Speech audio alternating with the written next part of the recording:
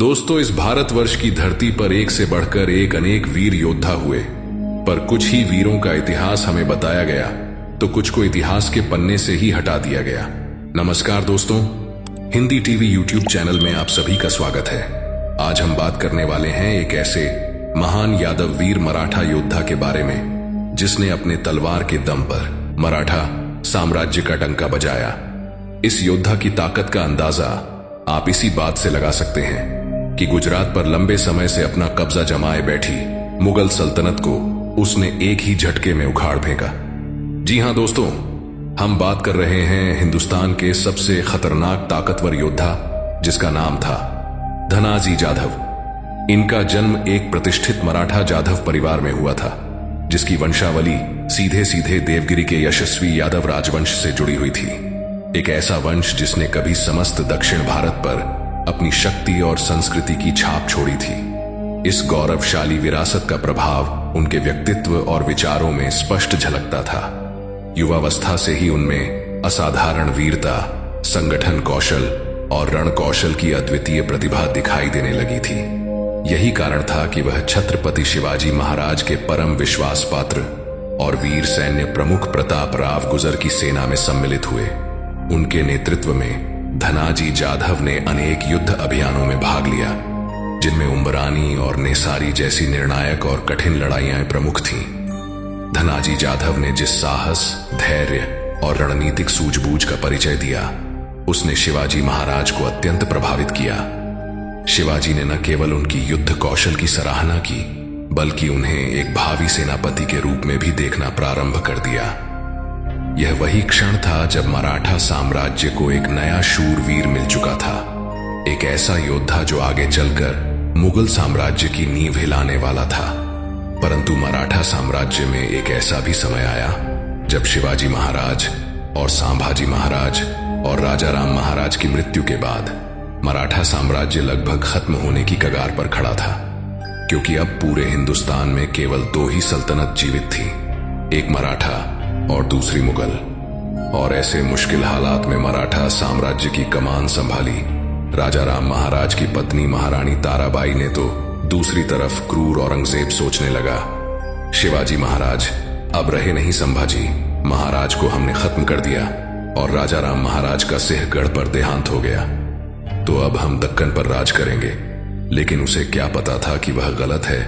ये स्वराज्य है जिसके वीर मिट्टी से जुड़े हैं, और स्वराज्य में योद्धाओं की कोई कमी नहीं थी, क्योंकि शिवाजी महाराज और संभाजी महाराज के नेतृत्व में एक से बढ़कर एक योद्धा बने थे। इन्हीं योद्धा में से दो वीर योद्धा धनाजी जाधव और संताजी घोरपड़े, जिन्होंने महारानी ताराबाई के नेतृत्व में हर हर महादेव की गूंज के साथ मुगल सेना का सफाया करना शुरू कर दिया। यहीं पर वह रुके नहीं, उन्होंने मुगलों से सिंहगढ़, राजगढ़, पन्हाला, पावनगढ़, बसंतगढ़ जैसे एक से बड़े एक किले को जीतकर उन्हें फिर से मराठा साम्राज्य में शामिल कर लिया। इस तरह महारानी ताराबाई के नेतृत्व में मराठा साम्राज्य नई बुलंदियों को छू रहा था। अब बारी थी मुगल सल्तनत में मराठों का परचम लहराने की। पर एक संताजी घोरपड़े की मृत्यु के बाद सिर्फ एक ही ऐसा नाम था जो मुगलों को ठिकाने लगा सकता था, और उस वीर योद्धा का नाम था धनाजी यादव, जिन्होंने अपने शौर्य और पराक्रम से औरंगजेब को 1-2 साल नहीं बल्कि 17 साल इतना तड़पाया कि औरंगजेब पूरी तरह से थक चुका। धनाजी जाधव ने अपने साहस के बलबूते पर मराठा साम्राज्य के लिए गुजरात के दरवाजे खोल दिए, जो मराठा साम्राज्य के अगले सरसेनापति बने। सरसेनापति बनते ही धनाजी जाधव ने विदर्भ, नंदुरबार दक्षिण भारत में, त्रिचनापल्ली, गोलकोंडा, बीजापुर मध्य भारत में, मालवा जैसे मुगल इलाकों में मुगल सेना को हराकर और उनका बेशकीमती खजाना लूटकर जबरदस्त तबाही मचा दी। धनाजी की इन लगातार जीतों ने मराठों के हौसले कई ज्यादा बुलंद कर दिए, जिसके बाद धनाजी ने अपना अगला निशाना गुजरात को बनाया, क्योंकि उस समय का गुजरात प्रांत मुगल साम्राज्य का सबसे अमीर और समृद्ध राज्य माना जाता था। यहां तक कि औरंगजेब ने अपने खुद के बेटे मोहम्मद आजम को गुजरात का सूबेदार नियुक्त किया था। इसलिए धनाजी जाधव ने अपने साथ 80,000 की मराठा फौज इकट्ठा करके गुजरात पर चढ़ाई कर दी।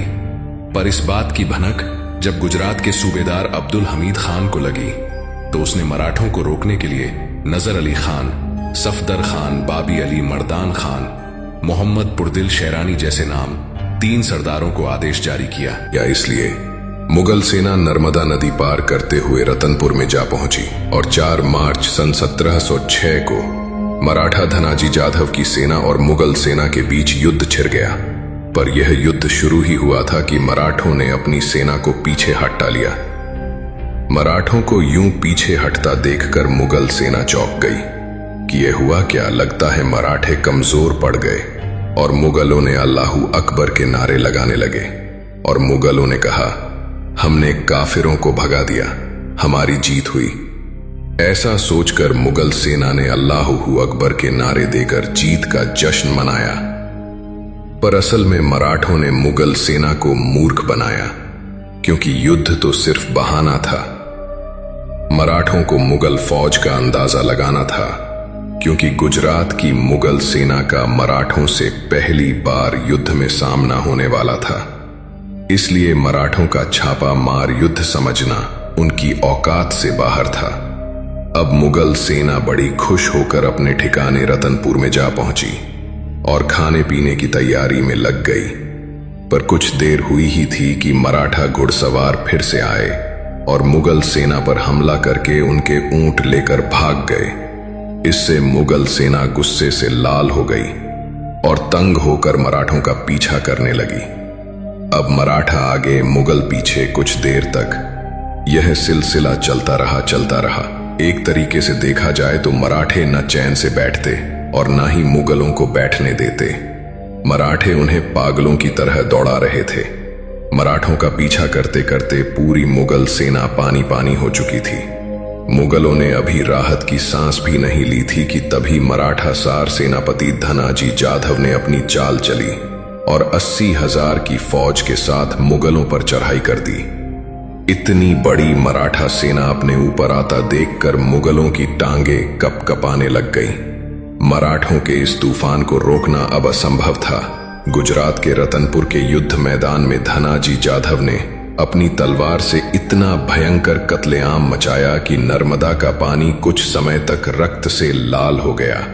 इस घमासान युद्ध में मराठों ने सफदर खान, बाबी का लड़का मोहम्मद उस्मान समेत पूरी मुगल सेना को काटकर 72 रों के पास पहुंचा दिया।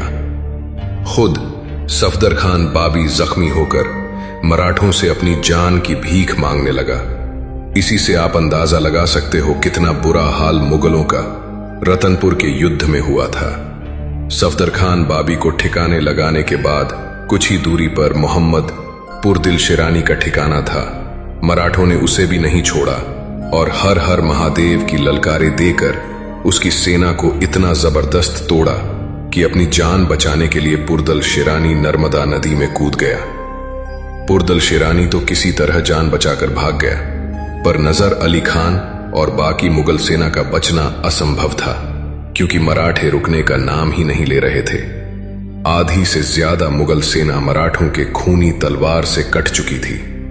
घोड़ों की टापें, तलवारों की चमक और जय भवानी हर हर महादेव की हुंकार से मुगल छावनी की जमीन कांप उठी। कटते गए एक एक मुगल सरदार।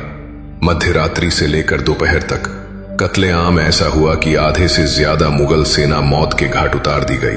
भागे जिहादी, मौलवी, सूबेदार और फिर पकड़ा गया खुद अब्दुल हमीद खान। धनाजी जाधव के घोड़े से घसीटा गया। गुजरात की जमीन पर मुगल सल्तनत की आखिरी सांसें चल रही थीं। अब मराठों का डंका बजा। बड़ौदा, सूरत, भरूच, अहमदाबाद, हर गली से लूटी गई मुगल दौलत, हर किले से निकाला गया खजाना सिर्फ अब्दुल हमीद से ही वसूले गए 3 लाख रुपए। मराठों ने केवल खून से नहीं, मुगलों की रूह से भी बदला लिया था। और यही नहीं, जब कोली जाति के लोगों ने देखा मुगलों की ये दुर्दशा, तो उन्होंने भी तलवार उठाई और बहती गंगा में हाथ धो लिया। मराठा इतिहास में यह पहली बार हुआ था कि एक मराठा योद्धा ने अपनी तलवार से पूरी गुजरात की मुगल सल्तनत को नेस्त नाबूद कर दिया था। धनाजी जाधव ने सिर्फ विजय नहीं पाई, बल्कि औरंगजेब के सपनों की चिता जला दी। गुजरात के इस युद्ध अभियान में धनाजी ने मुगल सल्तनत से 8 लाख रुपए से ज्यादा की धनराशि जमा की, जो कि उस समय बहुत बड़ी रकम थी। गुजरात में हुई मुगलों की बदतर हालत देखकर वहां के मुल्ला मौलवियों ने औरंगजेब को खत लिखा। खत पढ़कर औरंगजेब गुस्से से लाल हो गया, पर पछताने के सिवा वो कर भी क्या सकता था। अब बहुत देर हो चुकी थी, क्योंकि मराठा साम्राज्य की इस छोटी सी चिंगारी ने अब आग का रूप ले लिया था। अब अगला निशाना था दिल्ली। जल्द ही मराठे दिल्ली में घुसकर मुगलों को मारने वाले थे। नेक्स्ट पार्ट, दिल्ली पर चढ़ाई। इस तरह की और ऐतिहासिक कहानियों के लिए हमारे हिंदी टीवी यूट्यूब चैनल को जरूर सब्सक्राइब करें। यहां हम लाते हैं ऐसी असली कहानियां जिन्हें इतिहास ने बुला दिया, असंभव लगने वाली विजय गाथाएं, और वो सारे वीर जिनकी तलवारों की गूंज आज भी गुमनाम है। सब्सक्राइब कीजिए, बेल आइकन दबाइए और जुड़ जाइए उस मिशन से जो भारत के भूले बिसरे इतिहास को फिर से जीवंत कर रहा है, क्योंकि ये सिर्फ इतिहास नहीं, ये हमारी विरासत है। जय भवानी, जय शिवाजी, हर हर महादेव।